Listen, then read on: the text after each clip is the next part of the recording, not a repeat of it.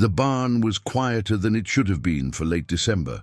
Michael stood near the old workbench, his working gloves hanging untouched on a nail.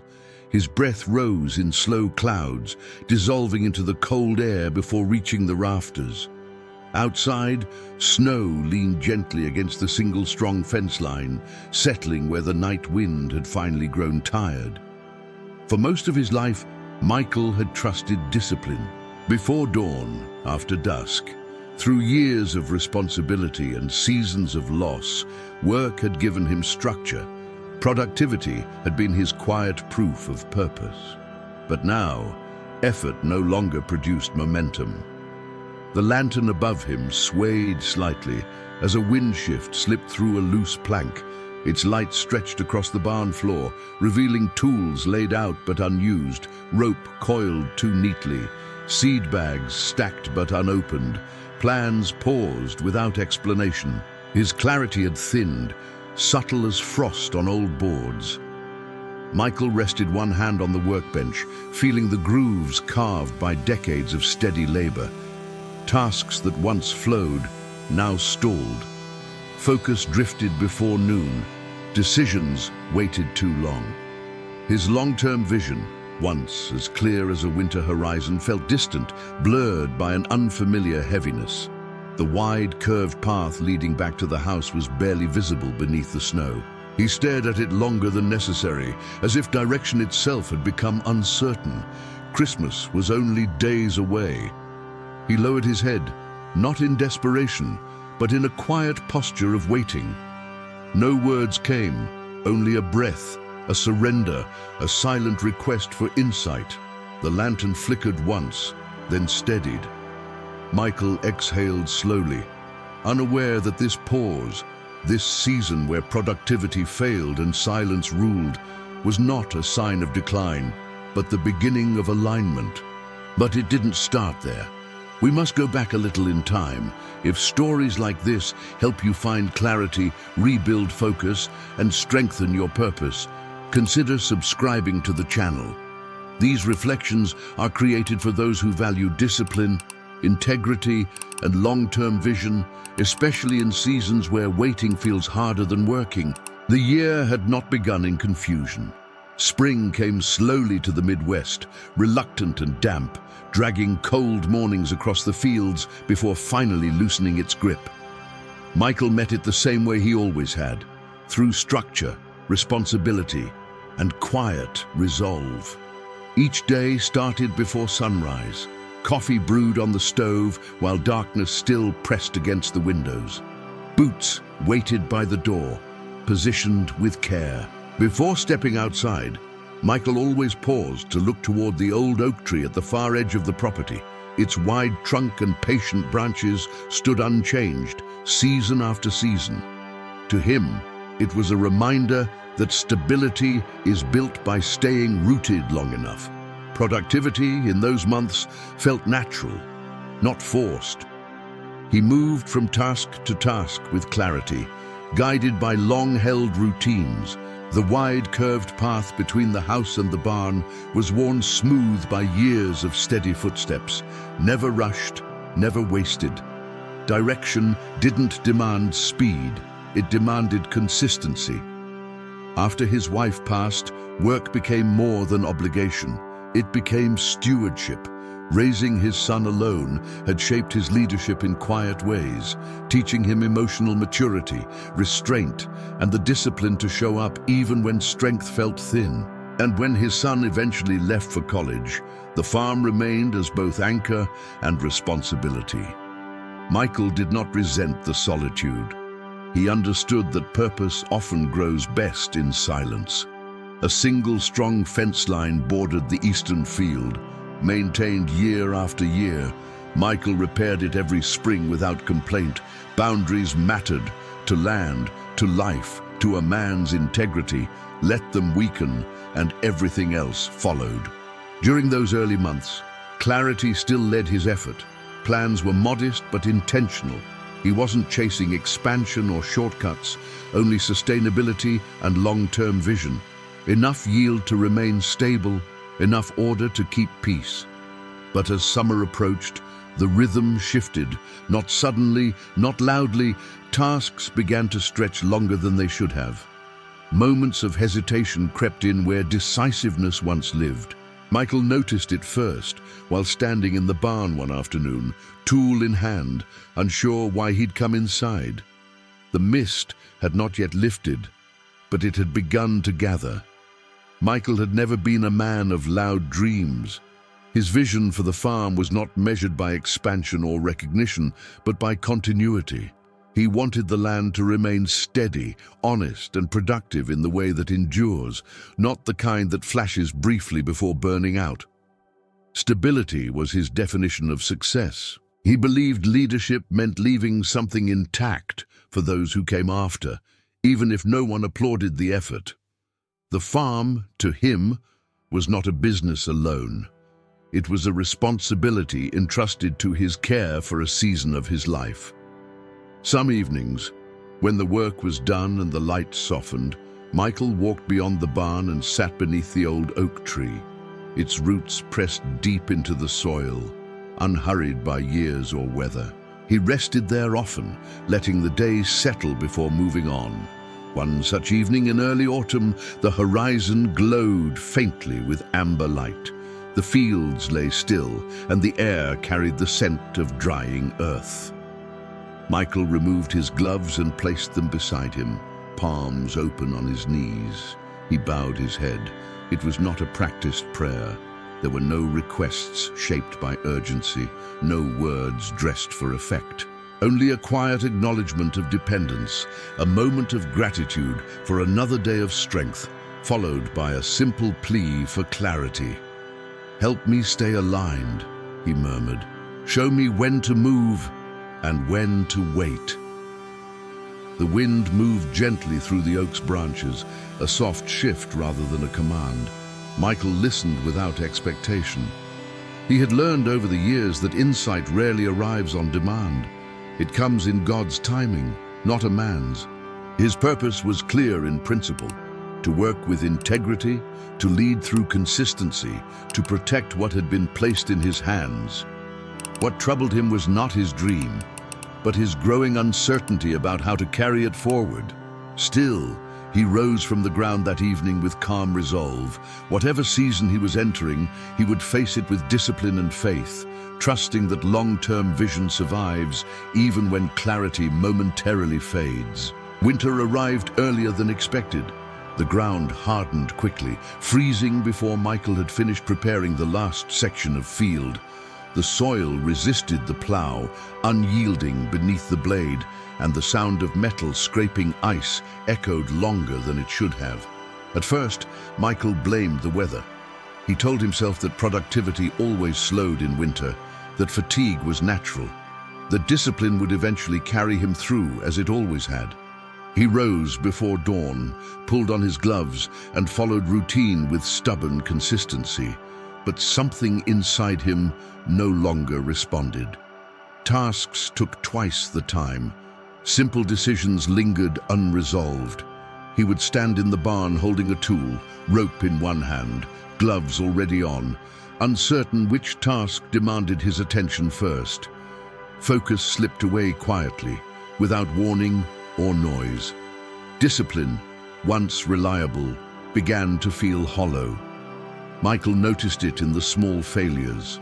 A repair delayed, a fence post left leaning longer than it should have, a seed inventory counted twice because he could not trust his first calculation, none of it disastrous, all of it draining. His inner strength thinned under the weight of effort without progress. One afternoon, while securing equipment before another snowstorm, he noticed a broken section of fence near the eastern field. Snow had drifted through the gap, settling where boundaries had once been firm. He stood there, breath rising in short clouds, aware that he had seen the damage weeks earlier and chosen to postpone it. That realization unsettled him more than the cold. Boundaries neglected do not collapse suddenly. They weaken slowly, while a man tells himself there is still time. At night, the house felt heavier. The silence no longer offered rest. It pressed inward. Michael sat at the kitchen table with ledgers open, numbers blurring as his thoughts wandered. Productivity had become mechanical, disconnected from purpose. For the first time in years, he questioned himself, not his faith, not his values, but his ability to lead his own life with clarity. One evening, as the wind rattled the windows and snow pressed against the door, Michael bowed his head at the table. His hands rested flat against the wood, steady but tired. He did not pray for success, he prayed for direction. And when no immediate answer came, he remained there, still waiting, learning that resilience sometimes looks like staying present in the silence. Pressure without malice, tested by integrity. The pressure did not arrive as confrontation. It came through polite conversations, scheduled meetings, and words chosen carefully enough to sound helpful. In early December, a regional agricultural coordinator named Richard Hale requested a visit. He arrived in a clean truck, boots barely marked by mud, his confidence smooth and practiced. Richard spoke the language of efficiency. He walked the property with Michael, gesturing towards sections of land as if they were figures on a page rather than years of labor. He spoke about streamlining operations, reducing unnecessary effort, and modern productivity models that promised quicker returns with less strain. At first, Michael listened without resistance. He understood strategic thinking. He respected improvement when it honored responsibility, but as Richard continued, the cost beneath the convenience became clearer. Corners would need to be cut, maintenance delayed, boundaries softened for speed. "It's just temporary," Richard said lightly, stopping near the fence line where snow had drifted deep. "You don't need to carry everything yourself anymore. Sometimes discipline has to make room for efficiency." Michael said nothing. He watched the way Richard avoided meeting his eyes when speaking about long-term consequences. Ambition, Michael knew, often disguised itself as progress. A week later, Richard returned, this time with numbers, charts, timelines, subtle warnings wrapped in professionalism.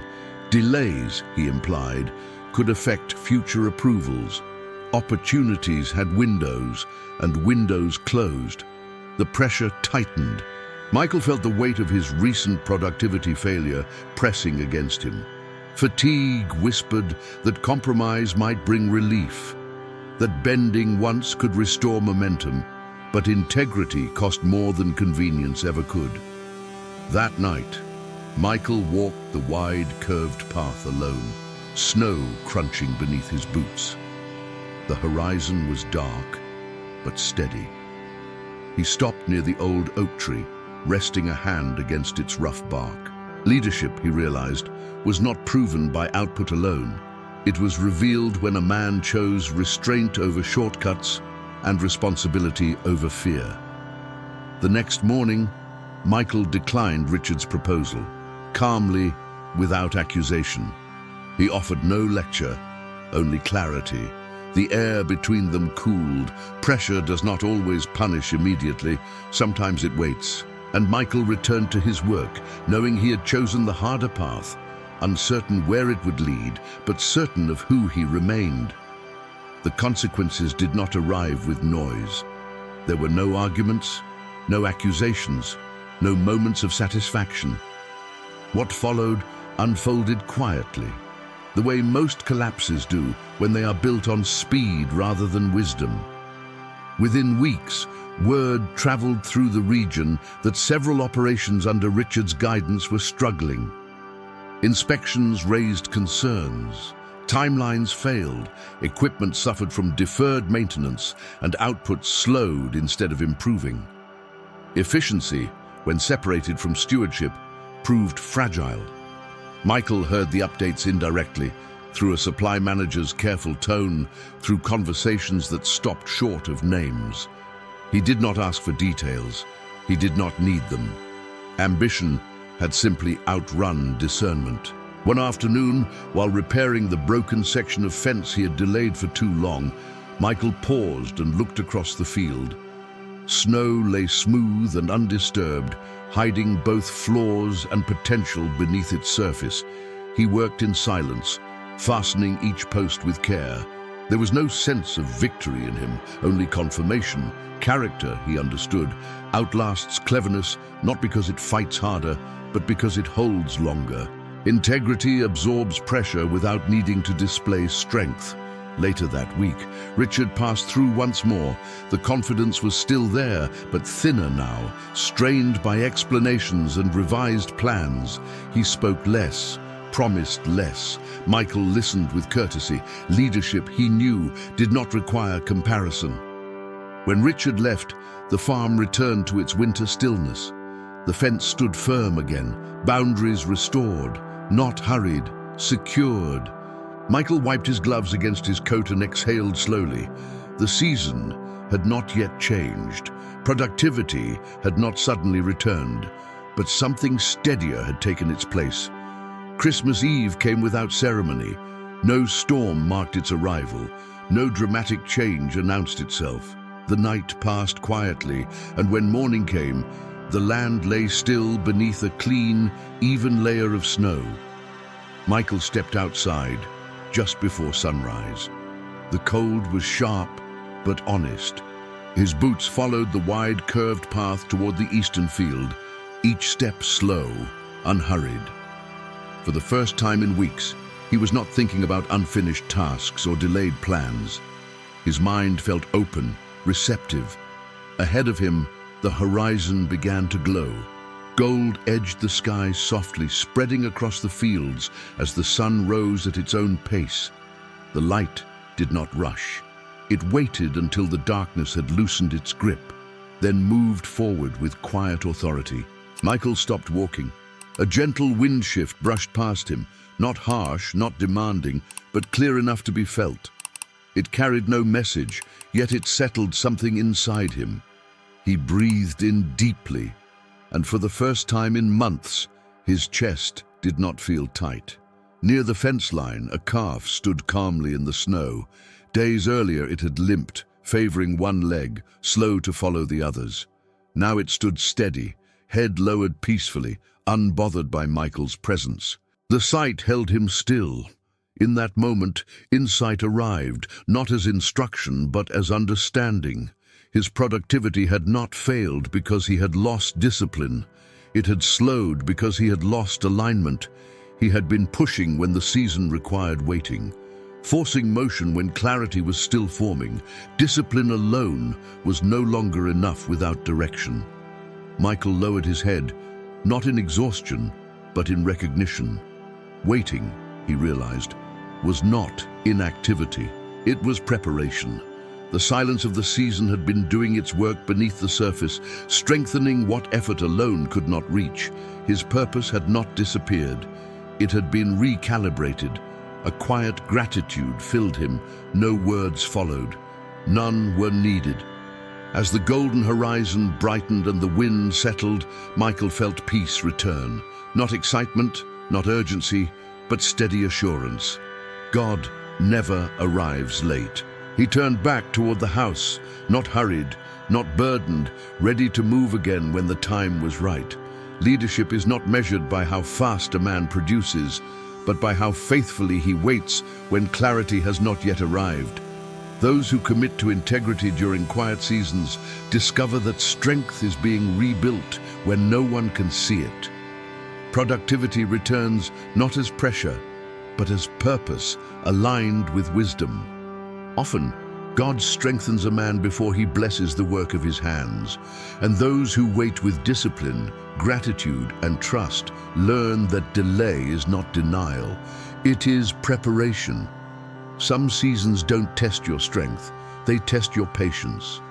If you've been doing the right things, showing up with discipline, carrying responsibility, and still feel like progress has slowed, this story wasn't about failure. It was about alignment.